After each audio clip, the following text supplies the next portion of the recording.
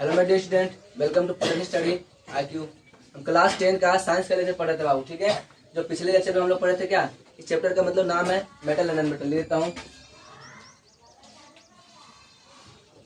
धातु एवं अधातु।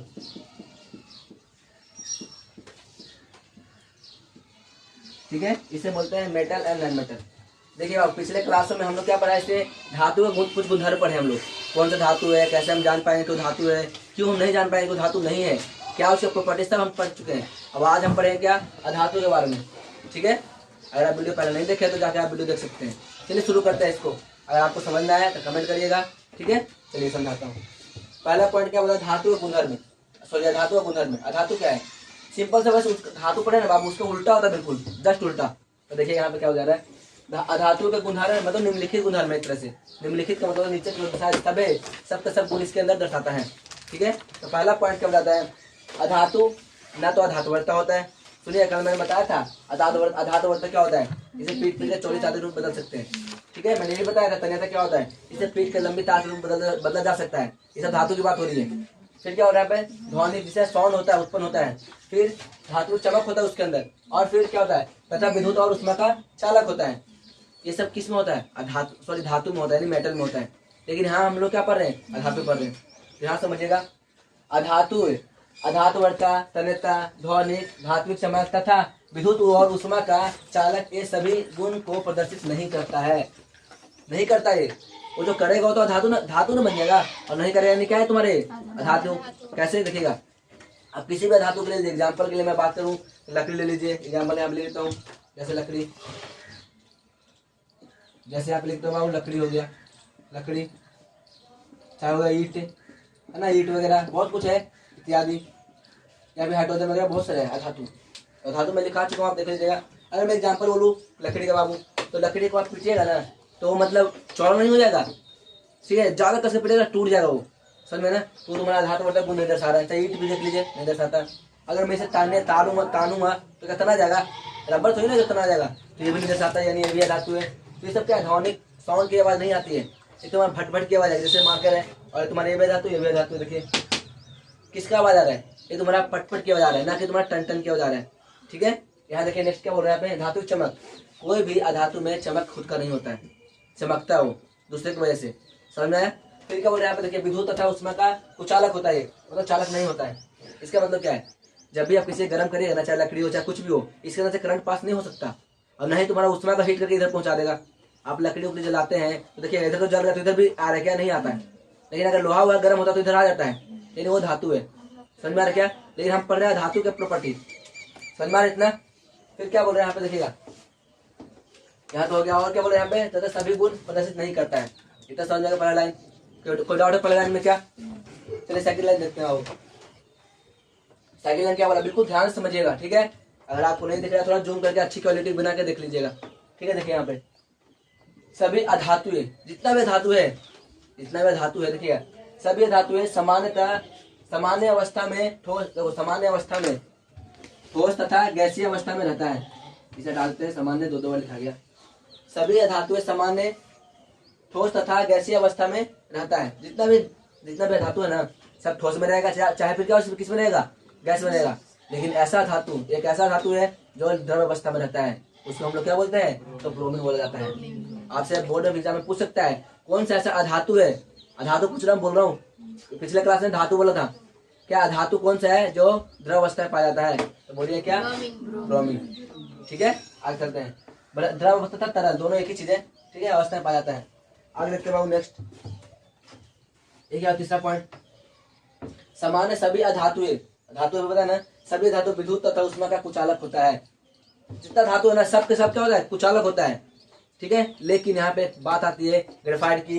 ग्रेफाइट अधातु होते भले भी चमकीला है, मतलब सॉरी करंट पास करता है। ठीक है, देखिए यहाँ पे क्या बोल रहे हैं, कुचालक तो होता ही है, जबकि ग्रेफाइट कार्बन का एक प्रूफ है, यानी कार्बन का ही एक पार्ट है, समझ में ना। ये तुम्हारा कार्बन और देखो हीरा और ग्रेफाइट, ये दोनों हीरा ग्रेफाइट दोनों एक ही कार्बन से मिलकर बना होता है, लेकिन इसके अंदर करंट पास होता है, इसके अंदर करंट नहीं पास होता। पता क्या रीजन, और इसके अंदर एक इलेक्ट्रॉन फ्री घूमता रहता है, और घूमने की वजह से तुम्हारा क्या बोलते हैं, करंट पास होता है। जैसे इसका स्ट्रक्चर कुछ इस टाइप का होता है, ऐसा होता है। ये तुम्हारा ग्रेफाइट का संरचना है। अगर कोई बोले ग्रेफाइट का संरचना तो ऐसा संरचना होता है कुछ इन ग्रेफाइट का, इसका एक इलेक्ट्रॉन हमेशा घूमता रहता है, इसके वजह से इसमें करंट क्या होता है, पास होता है। समझ में आता चीज क्या। और ये क्या हीरा है ना, हीरा कुछ इस टाइप का संरचना होता है ऐसे, मतलब इसका ना कोई भी एक भी परमाणु है ना नहीं छूटा रहता, सब में सब अटैच रहता है, इसकी वजह से करंट पास नहीं होता है। ठीक है, आगे समझिएगा यहाँ पे। तो ग्रेफाइट कार्बन का एक प्राकृतिक स्वरूप है जो विद्युत तथा उष्मा का क्या तुम्हारा सुचालक तथा चालक होता है। मतलब सुचालक तथा चालक होता है ग्रेफाइट। ठीक है, समझ में आता चीज क्या पूछेगा, ऐसा कौन सा अधातु है जिसमें करंट पास हो जाता है, ग्रेफाइट। ऐसा कौन सा अधातु है तो मतलब क्या वो द्रव अवस्था में पाया जाता है, ब्रोमीन। आपको बताना पड़ेगा इससे, समझ में आया क्या। और चलिए और देखिए क्या बताया जा रहा है यहाँ पे, देखिएगा बाबू चौथा पॉइंट। सभी जो समानता का मतलब नॉर्मल तरीके से, नॉर्मल तरीके से, जब उसे कोई गर्म नहीं कुछ अच्छा अलग से नहीं बताया जा रहा है तो वो सामान्य होता है। ठीक है, तो ये बता रहा है क्या, सामान्य सभी धातु ध्वनि उत्पन्न नहीं करते, जितना भी धातु है ना ध्वनि उत्पन्न नहीं करते। और अधातु के इस गुण को क्या बोलाता है, देखिएगा कहाँ पर रहता है, अधातु के इस गुण को क्या बोलते हैं, अर्थात अध्वनीय होता है, मतलब ये टन की आवाज नहीं आती है। समझना है क्या। आगे चलते नेक्स्ट। सभी धातुएं चमकहीन होती है। चमकहीन देखो यहाँ पर समझिएगा, चमक मन तो चमकता है, हीन मन क्या होता है, तो चमकहीन का मतलब जितना भी धातु है चमकता नहीं है। ठीक है, अपवाद आयोडीन को छोड़कर देखिएगा चमकता नहीं, अपवाद में कौन है, केवल आयोडीन ही चमकता है। सुनेगा ऐसा पूछेगा कि सभी अधातु क्या मतलब चमकी नहीं होता है, चमकशील। तो बताइए ऐसा कौन सा अधातु जो चमकता है, तो आपको बोलना पड़ेगा कि आयोडीन यहाँ पर चमकता है। ये अपवाद है सब, अपवाद का मतलब सेक्शन, मतलब सेक्शन होता है एक तरह से। ठीक है, जो मतलब शायद ऐसा होता है, शायद रेयर केस में ऐसा हो जाता है। अब हीरा, हीरा एक अधातु है। ठीक है ना, हीरा एक धातु प्रकृति का है, यह सबसे कठोर पदार्थ है। तो बोलेगा दुनिया का सबसे कठोर पदार्थ क्या है, तो बोलेगा हीरा। ठीक है, और वो क्या था, धातु का धातु है, तो बोलेगा अधातु है। हीरा किससे मिलकर, तो बोले कार्बन का ही अप्रूप है।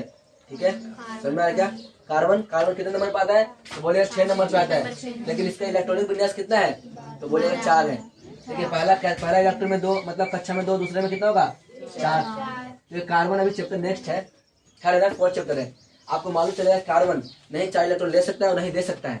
इसका क्या कारण है नहीं दे सकता और नहीं ले सकता है, इसलिए कोवलेंट बॉन्ड बनाता है, यानी साझेदारी बंध बनाता है। तो हम पढ़ेंगे नेक्स्ट क्लास में, नेक्स्ट चैप्टर में, पहले कंप्लीट करते हैं। ठीक है, ये समझ में आने वाला लाइन। आगे चलते नेक्स्ट। हीरा ये तो हो गया। और यहाँ देखिएगा ये कठोर विद्युत तथा इसका गलनांक तथा कथनांक बिंदु अधिक होता है। ये क्या होता है, कथनांक और गलनांक क्या है, देखिए बाबू यहाँ पे गौर सुनिएगा। इसका गलनांक यानी जो हीरा है ना, हीरा बहुत मतलब अधिक होता है, बहुत नीचे जाकर टेम्परेचर पे जब जाके गलेगा मैंने पिघलेगा, समझ में आया। तथा क्वथनांक क्या होता है, जमना। नहीं, क्वथनांक मैंने उबलना, क्या होता है, उबलना। तो कितना हाई डिग्री पे टेम्परेचर पे करेंगे तब जाके उबलेगा, ये उबलेगा मैंने पानी के रूप में आ जाएगा।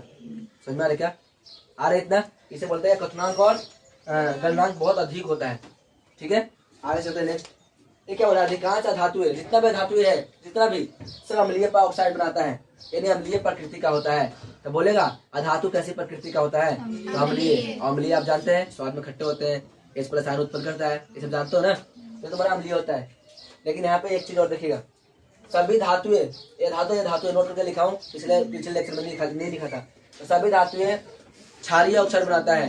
कैसे बनाता है, क्षारीय, जो जलीय विलयन में OH- उत्पन्न कर देता है। समझ में आ रहा है ना। और यहाँ क्या करना है, जैसे कार्बन डाइऑक्साइड और सल्फर डाइऑक्साइड, इसका जैसे एग्जांपल है, दोनों का एक ही है एग्जांपल, नहीं ये नहीं हो सकता। ठीक है, अधिकांश धातुएं अम्लीय ऑक्साइड बनाता है, क्योंकि ये सही हो गया। और सभी धातुएं क्षारीय ऑक्साइड बनाता है, सभी धातुएं जैसे सोडियम हाइड्रोक्साइड हो गया,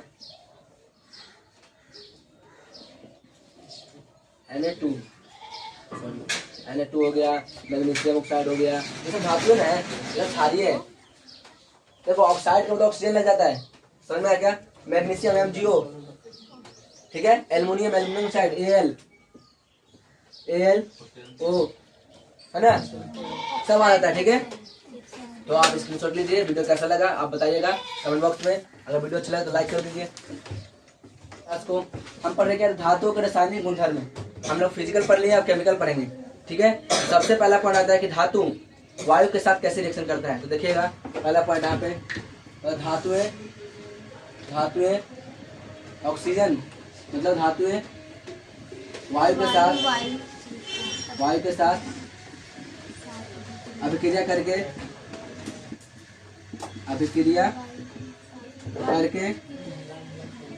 धातु ऑक्साइड का निर्माण करता है बाबू। धातु ऑक्साइड का निर्माण करता है। धातु ऑक्साइड का वायु के साथ, यहाँ पे लिखिए बाबू, धातु और वायु के साथ अभिक्रिया करके धातु ऑक्साइड का निर्माण करता है। देखिए कैसे, कोई भी धातु जब ऑक्सीजन से रिएक्शन करता है तो क्या बनाता है, देखिएगा यहाँ पे क्या, कोई भी धातु एवं धातु प्लस ऑक्सीजन, इसको आप O2 भी बोल सकते हैं। जब रिएक्शन करेगा तो क्या बनेगा, तो बोले धातु ऑक्साइड।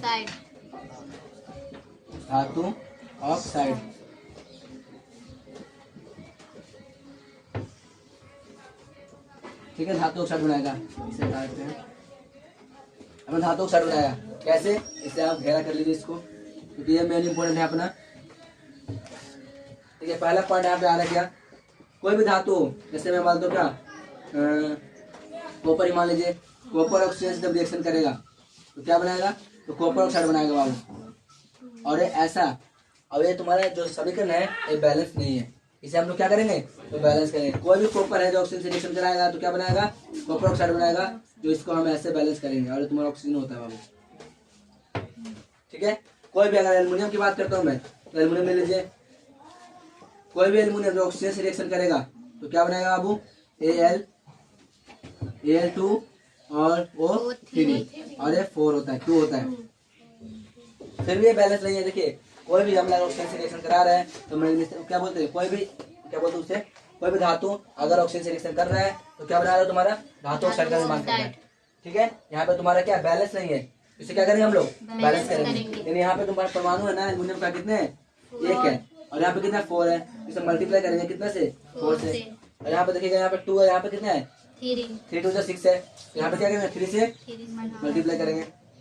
समझ में क्या, इसी तरह से और एग्जाम्पल है, देखिएगा अगर मैं बोलता मैग्नीशियम का जब ऑक्सीजन से रिएक्शन कराया जाता है तो क्या बनाएगा, 2MgO। ठीक है, और यहाँ पे क्या, ये भी बैलेंस नहीं है, इसको क्या करेंगे हम लोग, बैलेंस करेंगे। समझ में आ रहा है क्या, एक और इसका एग्जाम्पल ले लीजिए,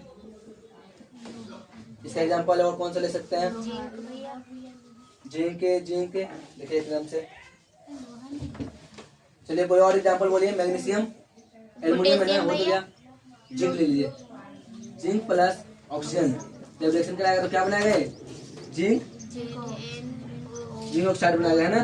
ये तुम्हारा 2 रहेगा, और अभी क्या करेंगे, यहाँ से 2 का निर्माण करेंगे आप। ठीक है, तो आप इतना स्क्रीनशॉट ले लीजिए, और इससे क्या होता है, रिएक्शन बनेगा। देखिए यहाँ पे सबसे पहले पॉइंट क्या, कोई भी रिएक्शन है ना, कोई भी, ये तुम्हारे इसी टाइप में होगा। और यहाँ आता है क्या, इसका जो गुणधर्म है, अलग अलग धातु अलग अलग मतलब रिएक्शन करता है। तो पहला पॉइंट यहाँ पे क्या आ रहा है, 1, यानी सोडियम तथा पोटेशियम को ऑक्सीमिक आग लगने पर इसे रोकने के लिए हमें क्या करते हैं, तो मिट्टी के तेल चाहे केरोसिन तेल में इसे रखा जाता है। ऑक्सीमिक मतलब लगातार, जैसे संपर्क में आया ना ऑक्सीजन से क्या लगता है, आग लगता है। इसके वजह से क्या होता है तुम्हारा, इसे मिट्टी के तेल या केरोसिन तेल में डुबो कर रखते हैं। ठीक है, और अलग अलग धातु ना अलग अलग प्रकृति का होता है, इसलिए अलग अलग रिएक्शन करता है। दूसरा पॉइंट यहाँ देखिएगा, मैग्नीशियम, एल्युमिनियम, जिंक और शीशा, शीशा होता है, ये वायु के साथ धीरे से विक्रिया करती है। कैसे करता है, धीरे धीरे, एकदम से नहीं करता, धीरे धीरे करता है। ऐसे मान लीजिए मैग्नीशियम हो गया, जैसे शीशा मान लीजिए, शीशा में जंग लगता है बाबू, तो धीरे धीरे न साफ होने की वजह से लगना शुरू हो जाता है।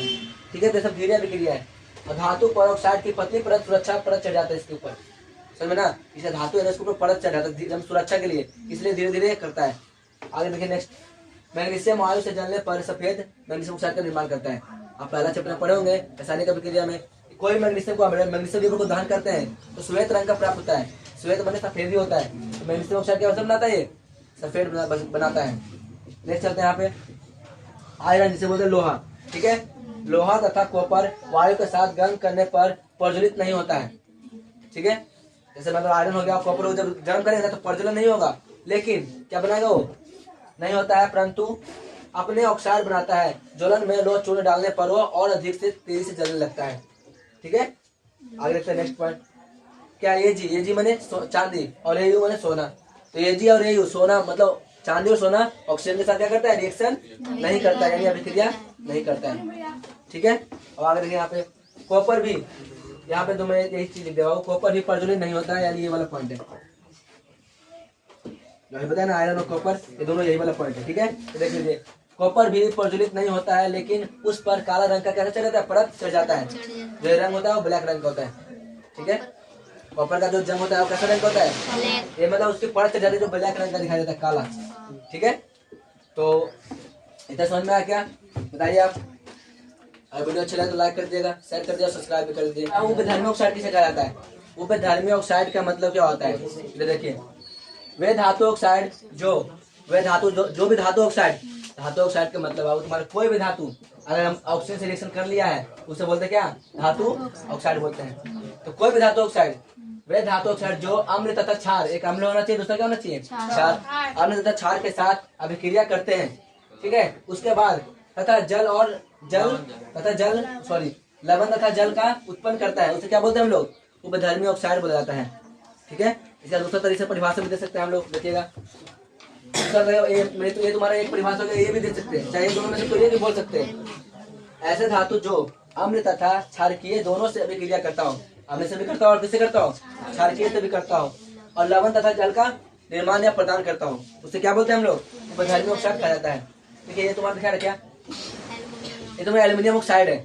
ठीक है। जब एल्यूमिनियम से रिएक्शन करेगा किससे, अम्ल से, तो क्या बनाएगा तुम्हारा, मतलब ये मतलब एल्यूमिनियम ऑक्साइड प्लस जल का यानी लवण बनाएगा, और क्या बनाएगा, जल, लवण प्लस जल का निर्माण करेगा।